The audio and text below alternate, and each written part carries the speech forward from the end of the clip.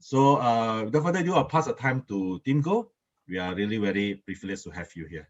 Tim? Thanks so much. It's a privilege to speak to you all. It's been a tough year, hasn't it? When I look back on the year, I was thinking about doing a blog actually, because for the ministry that I'm now developing, I have to start writing a blog. So I look back on the year, and one of the first blog I was going to do was a look back on 2002, and it's been quite an amazing year. We had Singapore elections. Many of us remember, the inroads the opposition made, the excitement that we had over social media, our first social media election. And then we had US politics, which was again amazing. I had so many Christian friends on both sides. Some really hated Trump. They thought that Trump was overly aggressive and not very compassionate. And some just loved Trump. Some thought that Trump was ushering in a wave of conservatism that was good for America. But what was clear was there was so much turmoil and so much antagonism between the different people from different political agendas. And all this issue about fake news, it got to the stage that we couldn't really understand, when we read news or we look at the news, actually who was saying what, and what was real and what was not. And finally, we're still looking at it today. Although last week there was talk of a vaccine, we are all living under COVID times. It's interesting, isn't it? What has it brought to us? It's brought isolation. I'm Zooming from home. Previous times I'll get to see your face and see whether you're smiling. Now I hope that you can hear me. I'm not even sure that you can hear me, but we're all at home. I'm in my bedroom and talking to people via the internet. So it's a big change. But on the other side, it's brought isolation. Many of us, there are a lot of mental issues, a lot of family issues, and we feel that we miss the bonding and the camaraderie and the fellowship that we used to have. And it's brought a recession. So many more lives will be affected by the economic downturn that is coming. So it's been a tough year. I thought I would share my own marketplace journey in terms of the tough years that I faced. And when I was looking at this talk, I said, okay, let me do this because it's GCF, and you will understand a lot of and FES, of course. And so you will understand a lot of the context in which I came to my ministry. So I will share my own journey, my own IFES, FES, OCF journey. From the time that I started from OCF Wellington all the way to GCF and where I am now. So this talk I will try and share aspects of my journey, and maybe you can see parallels in your lives and in your own journey. And I've been in marketplace maybe 25, 30 years. So I've seen quite a few crises. Right? The first one was the Asia financial crisis, which was terrible. You can see from the graph, Indonesia fell by 41% in terms of GDP in 1 year alone. It was massive, really bad time for us in Asia. Then the next was, there was .com crack bubble. Right now we're living through another one, but actually there was a really bad one into the year 2000. And many companies folded, and you will see from the graph how the economy went up and it totally collapsed after that. And not long after that was 9/11. And I was at home watching TV, and I saw the first plane. It was live news. I saw the first plane crash into one of the towers. And I thought it was a TV show. I thought I was not watching news. I thought I was watching a movie. And then I realized I was watching news, and I thought it was an accident. Some silly pilot went to crash into the Twin Towers. Then the second plane came in. And when the second plane came in, I knew that, the world wouldn't be the same for a long, long time. And true enough, even today, 2020, we're still living in war, and many parts of the Middle East are still in the war that started post 9/11. Then in 2008, our before this COVID period, the last big financial crisis was the Lehman Brothers crash, and the huge financial market crash where I was in the marketplace, and we were all worried that we wouldn't have a bank to go to. All the banks would go collapse, and we would all have no money. So what I'm saying is, turmoil is part of the environment in the working world today. One of the great thinkers of our time that actually is a Christian, and his writing many times reflects his faith, is Nassim Nicholas Taleb. He's a Greek Orthodox Christian, and sometimes when you read his writing, you will see reflections of his faith in his writing. He is one of the great thinkers who came up with the black swan theory, and a lot of you who have some interest in finance will know that the black swan theory talks about crisis and fragility. So he has this quote, and the quote says, globalization. Sorry, let me just close that.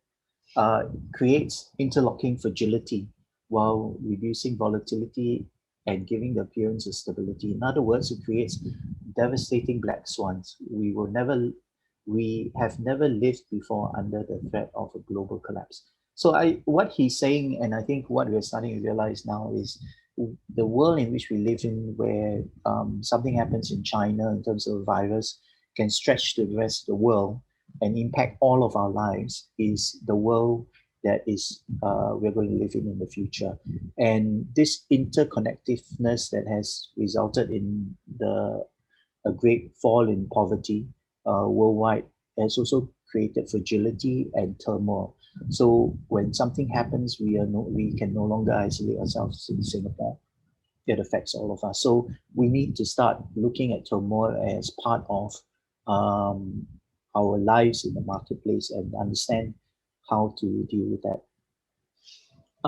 So how then do we live as Christians in turmoil? One of the things that I do is I have some favorite authors that I keep going back to: J.I. Packer, John Stott, Eugene Peterson. So for this talk, I went back to Eugene Peterson's book, Run with the Horses, where he looks at the life of Jeremiah. And there are just three things that I want to sort of focus the talk on. Firstly is the calling. And secondly is about turmoil and purpose, and how we can see purpose in times of turmoil. And thirdly and lastly, I want to talk about seeking the shalom of the city. So there are two books that have been mentioned. I wrote Navigating Work Challenges, a marketplace devotional, really for Wesley. Wesley's marketplace ministry needed a devotional book, and they went around the table and they looked at me and said, "Tim, why don't you do something?" And I said, "Okay." I've been meaning to put my reflections on the workplace in the book for a long time, so I wrote this book primarily for Wesley. Gracework was kind enough to help me edit and publish it, and I think FES and GCF have a number of copies of this. So it's a collection of stories and Bible passages, and a lot of stories I tell today, they're in the book in greater detail. The book that I'm basing a lot of my thoughts on Jeremiah on is really Eugene Peterson's book, and I highly recommend it to all of you who are looking at life in terms of challenges today and need a book to encourage you and to for reflection. So Jeremiah 1:5, before I formed you in the womb, I knew you. Before you were born, I set you apart. I appointed you as a prophet to the nations. Such a valuable verse to us, especially when we are in my ministry in Life Network, which values the unborn child. And it's a reminder that, all of us have a purpose. And the purpose was assigned to us before we were born. We are not an afterthought. We are not an accident of biology. We are not another digit in the machine. We are something special, set apart by God for a purpose. And as part of preparing for this, I went back to my previous talks to FES and my previous writings to FES, and I realized that this is probably the fourth one I've done to the graduating and the young grads, and they all start with the same story, and they all start with calling. So it's so important that we start with remembering what we are called to and who we are in God. Right? Jeremiah 1:6, like many of us, when we get called, we are fearful, and our first impression is, as in Jeremiah, how can I speak? I'm too young. Same reaction that Moses had, at the burning bush. He said, Lord, it's not me. I'm not ready. I can't, right? But Jeremiah 1:7-8, the Lord said to me, do not say I'm too young. You must go to everyone I send you and say whatever I command you. And most importantly, again, it is echoed in the book of Isaiah, do not be afraid of them. I'm with you and I will rescue you, declares the Lord. And he says that to all of us. So don't be afraid. God has called you to whatever God has called you.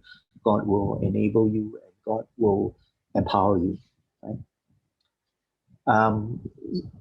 So my own journey, and I'm moving a bit fast because before this I timed myself and I was hopelessly over time. So I'm going to speed it up a bit. But hopefully we have time for questions if you need to stop me. Like I said, I went to University in Wellington, OCF, the Wellington Overseas Christian Fellowship is part of TISCF, Tertiary Student Christian Fellowship, and IFES worldwide. So the umbrella body for all FES and GCF. And I think I went as a Christian. I was already a Christian in Singapore and involved in church. But I think what university gave me, which I think a lot of you also have, which is part of the FES DNA, is a grounding in faith and appreciation for the Bible and in understanding the principles and certain basic theology to ground your faith in. So debates and an ability to ask questions about my faith and debating with fellow Christians, that gave me a grounding so that I was not afraid to question things when I was in doubt, and I had people around me who could answer my doubt. It also produced a sense of idealism, and coming out of university, I had this sense that we were called to a purpose, that we wanted to change the world. My last year in university, I had only 2 courses to finish my credit and a lot of time. So I was involved in my church ministry, which was in the red light district in Wellington. So I always tell people, Friday nights, what did I do? My last year in university, I was serving coffee and biscuits to the street workers in Vivian Street, which is the red light district. And so that was my ministry coming out of my last year in university. I share the story from that last year in my book, and it's about how my church pastor came to the GCF conference and challenged, sorry, not GCF conference, that should be OCF conference, the Wellington OCF conference at the last year, and challenged all of us and said, do you want a faith that is a live boiled faith, which is just a faith that just keeps you bopping up and down in the sea, and you go where the waves take you, and where the current takes you, that's where you go? Or do you want a faith where you are looking to make an impact for God? Do you want a faith where you have a purpose, a sense of idealism, and a sense of wanting to transform your world? So that was the sense of idealism and the passion that I left university with. Quickly, I went into the job market, couldn't get a job for 6 months, and finally landed a job as an in-house counsel in the shipping company. So turmoil and purpose. I start work and start all this world that many of you are experiencing, turmoil and purpose. In the time of Jeremiah, it was worse and hard to believe, but the Jews were in exile. They were in slavery, they were in servitude. Nebuchadnezzar came and took away the brightest and the best and took them away to Babylon. And in Jeremiah's time, when he started, he was a prophet preaching to people about turmoil, which was coming. And in Jeremiah 12, after there was a plot against Jeremiah's life, Jeremiah cried out to God, and God's response was one of one of my favorite verses in the Bible, and one of the verses I return to all the time. Jeremiah 12:5 says, "If you have raced with men on foot and they have worn you out, how can you compete with horses? If you stumble in a safe country, how do you manage in the thickets by the Jordan?" It's how many of us even dream about running with horses? They are by far so much faster than us, and so much more able than us. But in God's mind, that's what we're called to. The calling is far larger than what we can imagine. The enormity of God's vision for us amazes me even today. So it sort of sets the tone that whatever we're living through now, whatever is the tensions in our lives, God sees us as running with horses. Later on in Jeremiah, God asks Jeremiah to go out and see the potter molding a pot, and the process of molding. And this is another example that comes to us often when we look at the Bible. God using the illustration of the potter, and how the potter would use a lump of clay and mold it, and if it doesn't work, he would break the clay and remold it again. And that's part of the purpose of turmoil and the times that we live in our lives, where we are molded by the challenges that are around us. For what purpose? I think Jeremiah 12:5 talks about racing the horses. So the purpose that we have, and the purpose that God puts challenges in our lives, is really to mold us into this pot that can be used for His purpose. And I think Isaiah 40:31 is an important verse that we remember. But for those who hope in the Lord, will renew their strength. They will soar on wings like eagles. They will run and not grow weary. They will walk and not be faint. Again, an illustration of an animal, and again a verse that we should keep close to our heart. That, the strength that we have to run with animals is the Lord, and the Lord is our strength. And even in this time of turmoil and stress, we need to go back to God. So I started in the work world, and my first job was with a shipping company. And after a few years, the tauke of the shipping company sent me off to Karachi, Pakistan, and I was excited because it was my first major job overseas, and I was there on my own as a 20-year-old doing a big project. But what I saw was a lot of poverty, and at the time in the early 90s or the mid 90s, Pakistan was poor, and there was a lot of poverty around, and there was also a lot of persecution of Christians. Right now, you see a lot of it coming out, but at the time, a lot of it was not reported. And there was a particular famous Christian child laborer who made the news for living in slave conditions, and this was the mid-90s. Carpet makers had a number of slave laborers, and a lot of them were Christians. So starting to see the world and seeing the poverty around us gave me a sense of helplessness. And I felt that, look, I left university with this great sense of idealism, and now I'm faced with the real world, and the real world is a terrible place, and it's full of turmoil and challenges. Um, so I said, okay, God, what can I do? And what I did was I was in counseling with now Pastor Jenny Huang, a good friend of mine, and a pastor now. Some of you may know her. She's also now a esteemed writer. But at the time, we were just two Christian counseling trainees at Wesley Methodist. And the two of us, she was with the GCF, and she said, why don't you come to the GCF and we write this magazine called Misericordia. And I think Lisman and Simon can probably pull out an issue. I think it ran 2 issues. And if you look at that magazine, you will see there was an article about this slave boy in Pakistan that I wrote. So my reaction to a world in need was really find a way where I can just do something, no matter what it was. Yeah.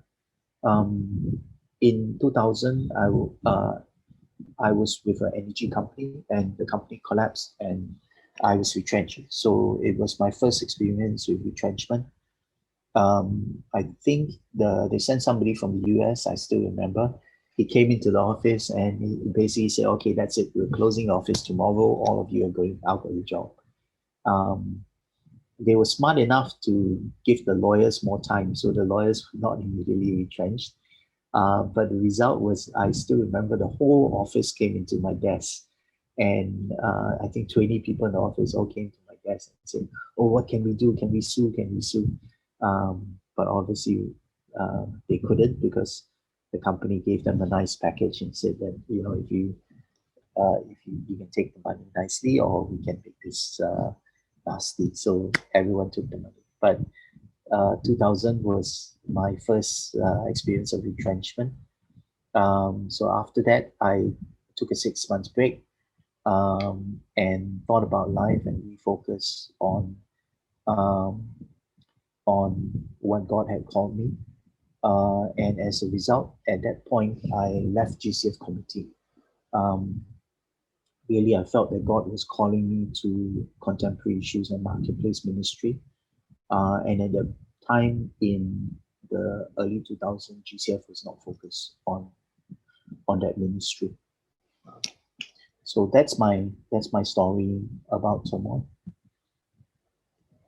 So going back to Jeremiah and exile and turmoil. As I said, Nebuchadnezzar came, conquered Jerusalem. Jerusalem fell, and really he took back everyone of worth back to Babylon. And this is a time of Daniel, Shadrach, Meshach, and Abednego. So you can see the stories of exile really in the books of Daniel, but you also see it in Kings, and you see it in the book of Jeremiah. It was probably unimaginable suffering on the part of the Jewish nation to be in a country with foreign culture, to be under oppression, to be under servitude. And there were really two opposing views. The false prophet Hananiah really saw value to himself to preach a prophecy that said, look, God is going to rescue you, everything's going to be normal in 2 years' time. And he faced the wrath of God for that. But Jeremiah's message was very different. Jeremiah's message was that you have to settle down to the Jews, settle down in this strange land with alien customs, because deliverance will not come for 70 years. Build your houses, tend your gardens, get married, and settle down. Right? It's in some ways there's some parallels to us as evangelical Christians. Yeah, sometimes we feel, oh, God's going to come again. We can see the signs. Or we're going to come to the end of our lives. We've tried so hard. We have heaven waiting for us. Let's look forward to that, right? Jeremiah's message is settle down. This you're called to the shalom of the city. And Jeremiah 29:7. Also seek the peace and prosperity of the city to which I have carried you in exile. Pray to God for it, because if it prospers, you too will prosper. It echoed in Jesus' call to be salt and light, right? What does shalom mean? Again, Eugene Peterson, shalom means wholeness, the dynamic, vibrant health of a society that pulses with divine directed purpose and surges with life transforming love.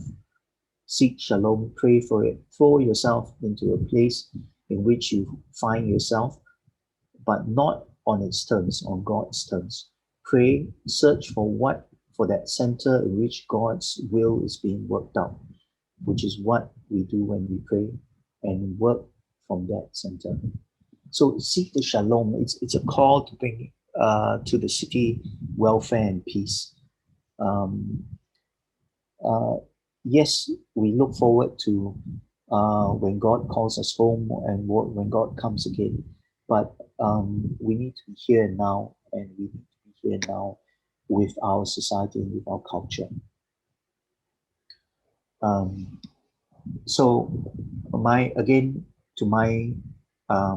my walk.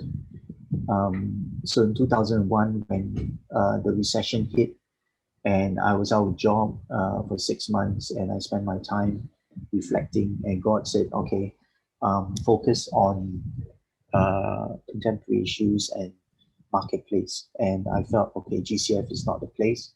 I'm going on my own. I found a job, and God brought me back to GCF through a roundabout way. I wanted to start a ministry to the unemployed, which I did. It was called Links and Connections. I started it with a Christian group called Christian Businessmen Committee outside of GCF, and I found that I needed a legal entity and support. And the support I knew best was GCF, so I went back to GCF and said, would you like to support this ministry? And they said, yes, we would love to support it. And after a year of supporting that, they came back to me and said, we need renewal. Would you like to come back to community? And I said, well, the only terms under which I would come back would be to do marketplace and contemporary issues. And if that means being president, then so be it. I did feel during that time, I always say in my life I had 3 clear prophecies, and one of it was taking the lead in a ministry. And I felt then, and I feel today, that was a call to come back and head up GCF. I made many mistakes, and in all honesty, I made so many mistakes that I'm surprised my committee put up with me, and I wouldn't have lasted the first year as president if not for them and all the good Christian brothers and sisters around me that supported my ministry. By the second year, I started trusting in God more. And you will see on the screen a flyer that I managed to dig up, and I was amazed that we did so many contemporary issues. So we did a whole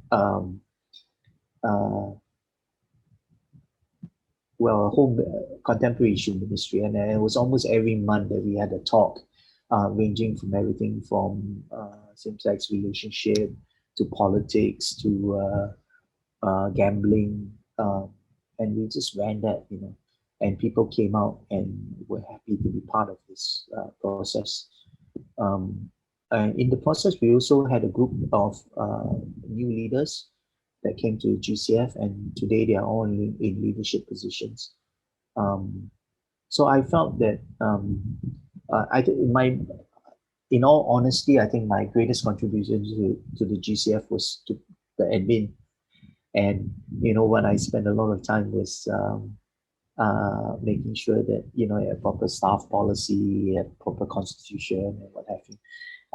And so that, I feel, was my contribution to the GCF. But I was 5 years there, and after I left, I embarked on Christian social enterprise with organization that I started. It was my own private organization called Kairos.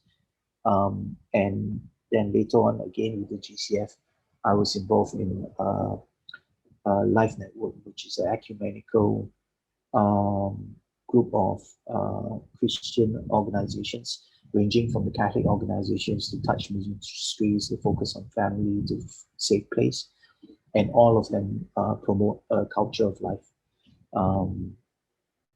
And that has been a real blessing to me, and the ministries have been a real blessing to me. Today, what I'm doing is about a year ago, I felt that God was asking me again to use my marketplace skills to do something in the business as mission community. So I'm working with a missions organization, and we're looking at business as mission. Our sense is that the mission field in the future is going to be based on Christian businesses and missional businesses. So what I'm trying to do is use my marketplace skills to focus on the business side and let the missions agency focus on the mission side. And in order to do that, with the last year, we've been building this website, which is now in the second phase development, but also an organization to go along with the website. The organization is made up of Christian businesses, and this website will integrate and aggregate all the missional business organizations. Hopefully by early next year, you'll be able to see it.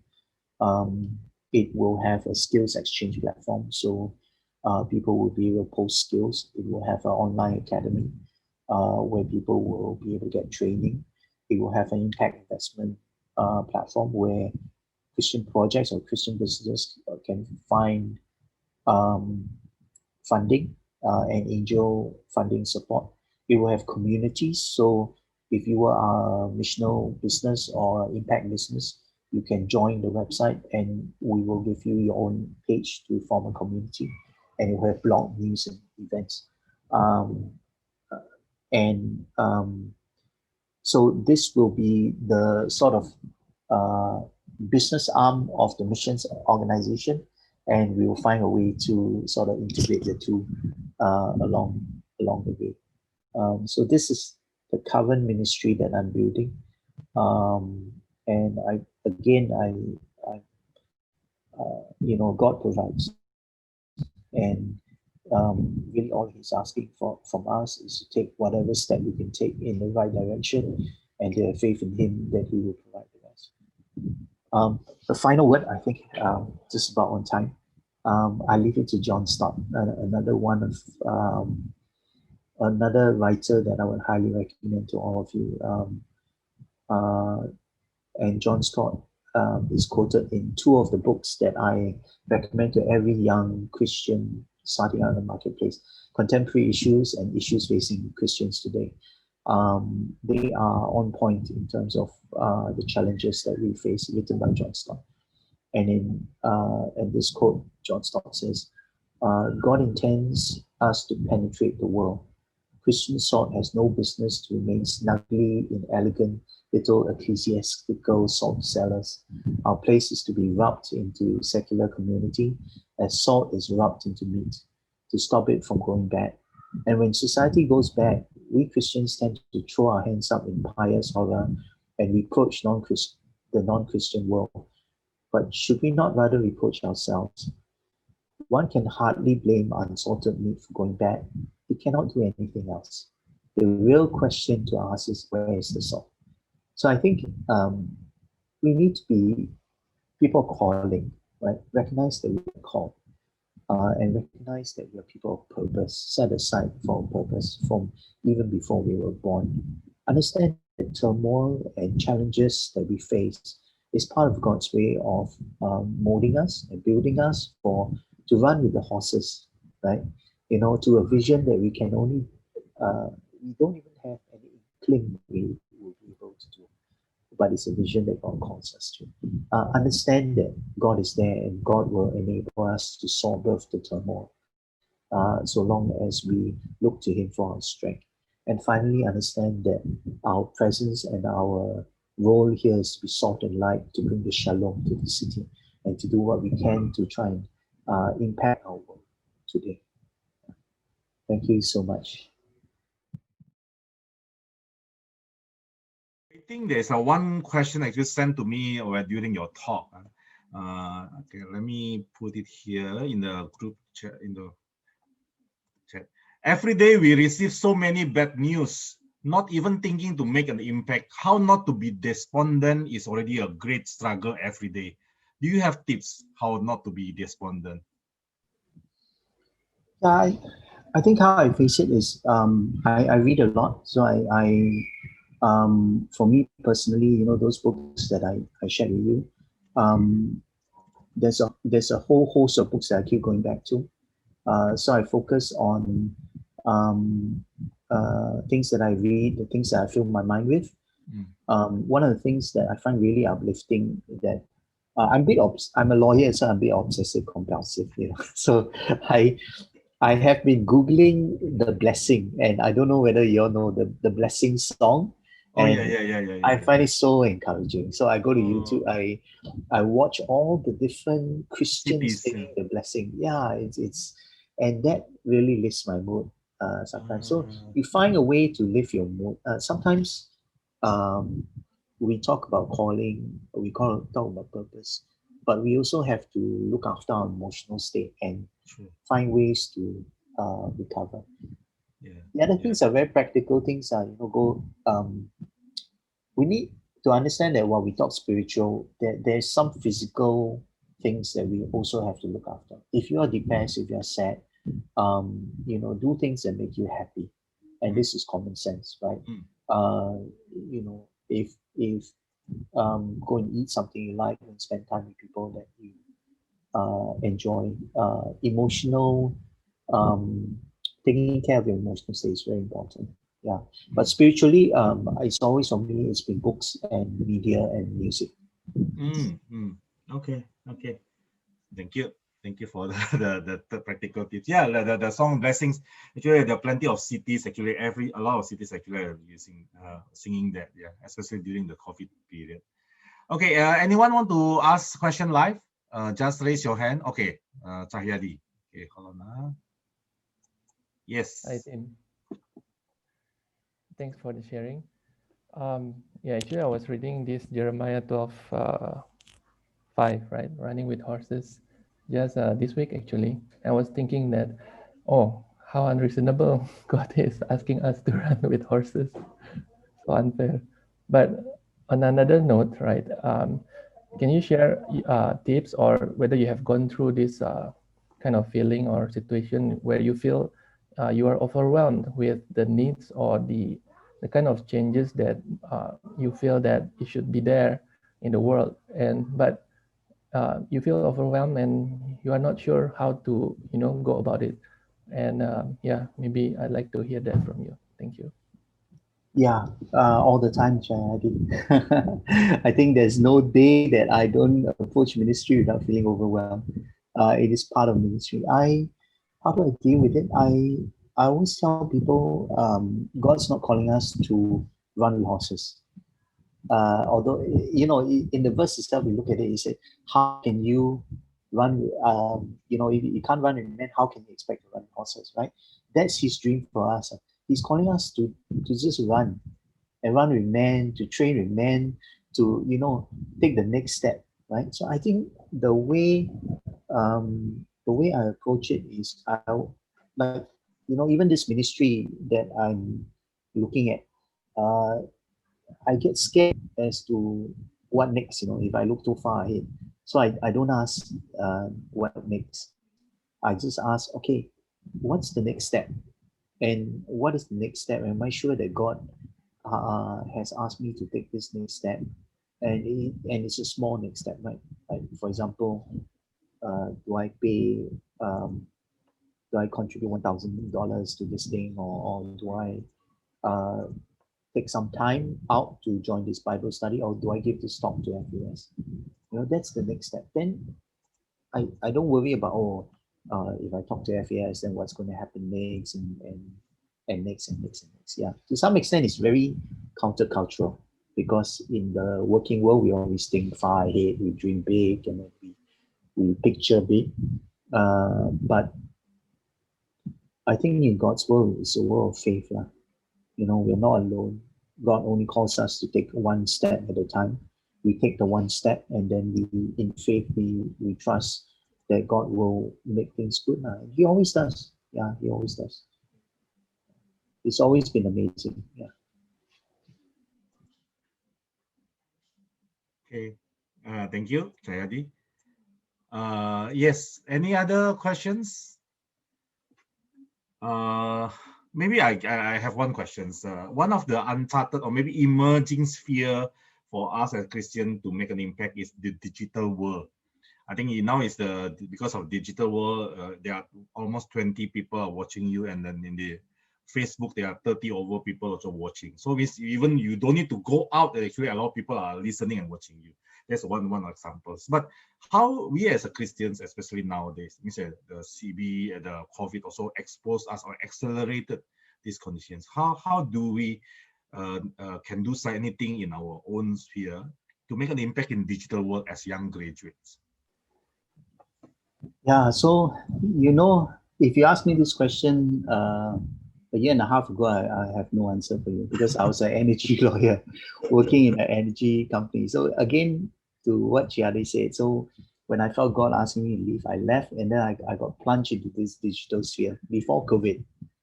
So I felt God was asking me to do this digital ministry before COVID. Then God gave me a job in a digital company as an energy lawyer with no experience in digital. So suddenly I have a view of the digital sphere that I didn't have. What I think we're trying to build is we're trying to aggregate.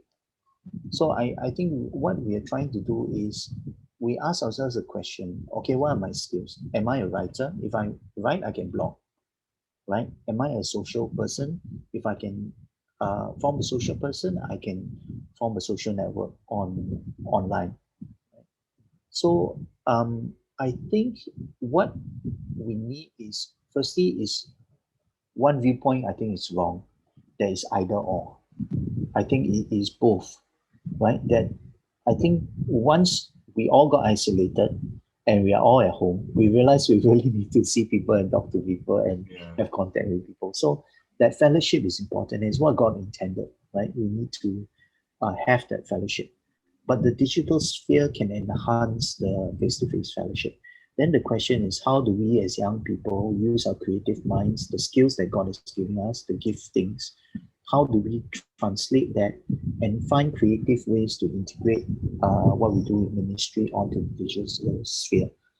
One of my partners for the BMNet is very interesting. He felt that he was called towards starting a space, a co-working space somewhere, and which he did for creative people. And once he did that, God really blessed the place, and it became a place of worship and community, right? And his means of interaction digitally is Instagram. You know, he doesn't even have Facebook. I was very surprised. He's got Instagram. So I think for us who are older, you know, myself in my early 50s, it's difficult for us to vision a world without face to face. But for those of us who are younger, you live on this space, you can see the possibilities. So I would say think creatively and try and parallel the existing things that we have in a digital means. Okay, thank you. Yeah, so means it's not a either or, but it can be a both and face to face and digital. Then It has to be. Similar principles may apply for both. Yeah. Yeah, it has to be. Okay. Any others from the Zoom rooms? Otherwise, I have some more questions from the Facebook. What? Anyone? Okay. If not, then there's one questions. Pretty personal questions, but I was also just retrenched. I heard your similar experience. Can you give some advice how you go through it? Yeah, it's not easy. I think it's firstly understanding your what you go through as a person is important. And I think what you go through as a person, the psychologists can help. You know, first you go through a process of depression, and you need to be able to come out and understand that these are normal feelings that you have, and then anger and the whole cycle um, where you will go through an emotional cycle, right? And you need to allow yourself the leeway to be a person. I think we can all be super spiritual, but one of the interesting things that I realized that I'll share with you all, when I started this ministry, Links and Connections, way back in the mid-90s, to people who were retrenched. And that was just after I was retrenched and had gone back into the workforce. I realized that many retrenched people never went to church and shared in the retrenched. And I tell this to my church, and they are very surprised. And the reason why is, as Christians, we are also super spiritual sometimes. And we feel that the day that we say, oh, we're struggling with retrenchment, people feel that, oh, we're lesser of a Christian. You know, we don't have the faith. But, I think it starts with, okay, we need to be open to be vulnerable, especially to our brothers and sisters, to say, look, we do have this need, and we do need help. And it's normal to have this need. We are people. God made us as people with emotions. Um, so that's the starting point. Then the next is the same as once you go through that. You know, there are things that you have to come out and take advantage of. Firstly, you need to find strength in your faith, right? Because God, you know, going back to what I said, God has a purpose for you. There is a purpose. Even retrenchment has a purpose, right? Whether it is to learn, to strengthen, to show you that there is something else out there that you need, and then you need to enable and strengthen yourself. So I would say those two things. Yes, you need faith. Yes, God is there. Yes, God will support you in your tough times. But also you need to give yourself leeway to be a person and not be afraid to say, okay, I do believe in God, I do have faith, but I'm also a person, I do feel anxiety and I do need help, and go to your friends and your, you know, your family for that support. Yeah. So it's a tough situation, but actually the key is how to be vulnerable and open up, and then let the community also help together. Yes. Yeah. So yeah, especially these kind of situations, many similar experience may happen to some of us. So for those of you who listen to this, is please, you are not alone. Don't isolate yourself. Open up, and then we as a community, Christian community, can help out as well. Okay. Any others want to ask question? You want to raise your hand in this Zoom room? Anyone? You can ask also, because some of them are in Chinese speaking and Indonesian speaking. So you can ask also in Chinese or in Bahasa. In Chinese, Sufjin will translate. In Bahasa, I can translate if you want. Anyone?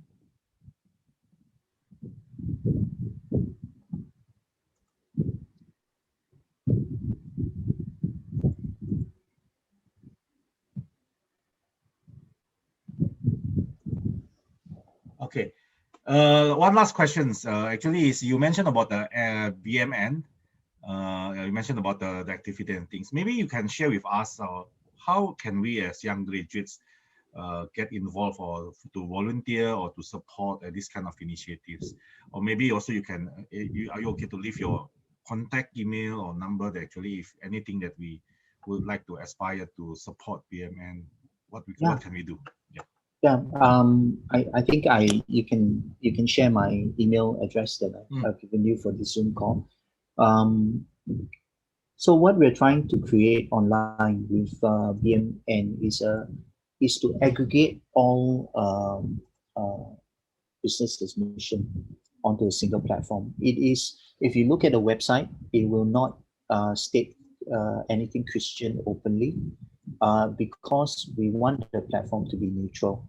So we will call it a business impact network, but most of the organizations, or all of the organizations that I'm bringing in, at least initially, are all Christian organizations. What you can help is by January next year, we will launch, and please come and register and be a member. And if you register and be a member, and if you are starting even a small business, you can put your business idea, you can post it, or if you post it on and other people will see it, and if you have any needs in terms of skills that you need, it is a sharing platform. So also if you have a skill, say if you are artistic or you are a consultant, you can also post your skill, and then the community will come on to the website and they'll be able to see your skill set. On top of that, we will post news, we will post, we will also have community sites, which means there are now about 3 or 4 groups that are likely to be on the platform with their own members. And I've yet to speak to GCF in detail, but I will. But they could be one of the groups also, and they will have their own community pages. So you will have your own community. Then between the different groups, you can share resources. So that's what it is. It's a very exciting ministry. We do need a lot of help, and if you think the ministry resonates and you do want to help, please join me. Okay. Thank you, Tim. Thank you for your time, for your sharing, for your thought, and all for the conversation. So I believe that this one is will be an ongoing conversations. More it can be intergenerational as well conversation, how we can be making an impact one sphere at a time.